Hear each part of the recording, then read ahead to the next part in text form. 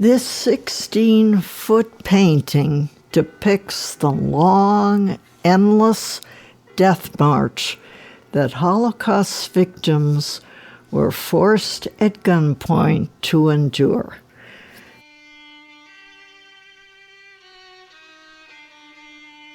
The young boy with his hands raised that is seen at the far left area of the left panel became one of my focus points for this piece.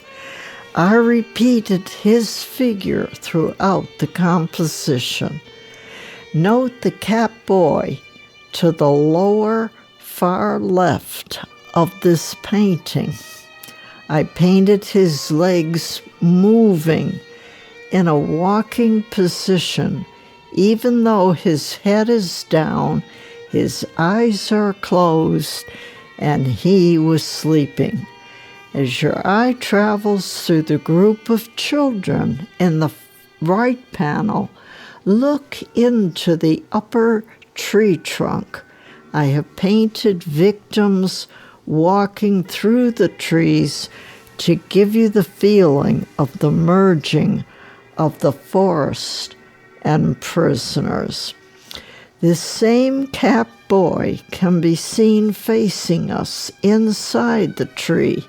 He is aging very quickly from starvation and constant marching for days on end. He is an example of that first layer of painting that I was very aware of doing, my conscious work. Next, I want to point out the subconscious painting that I was not aware of doing. Look once more at the young cap boy to the far left in this composition.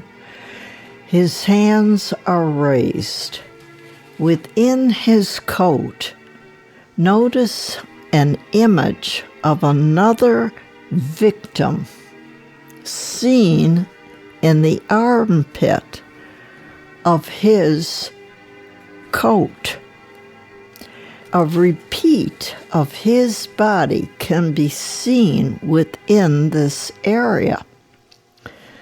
This is that second layer of work.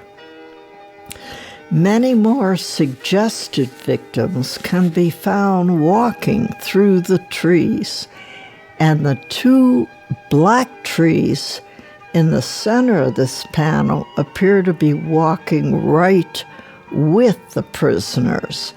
Now look in the opening in the right panel. I simply painted 3 horizontal gray brush strokes.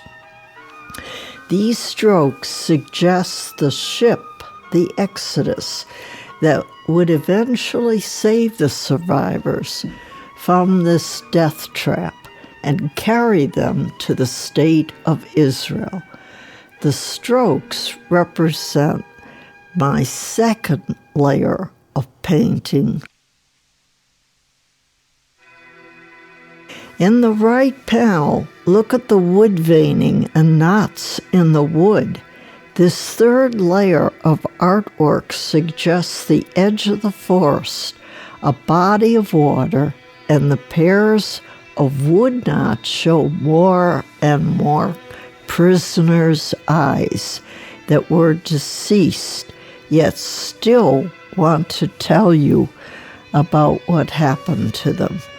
As I was painting the 2 skeletal figures shown in the very far right area of the right panel, my eyes traveled across to the sleeping capped boy seen in the left panel. The imagery that you see of more young victims appeared out of the lower gray area and still remain. I did not paint them. They simply appeared and show you that fourth layer that I cannot explain to you. The concentration camp It can be seen just on the other side of the water, where black smoke tells us the prisoners continue to burn. A very sharp light falls on the children and their teacher. The children still wear their religious headcaps and are in view in the right panel. Their head coverings show their perseverance in keeping their faith, even though they were being slaughtered because of it.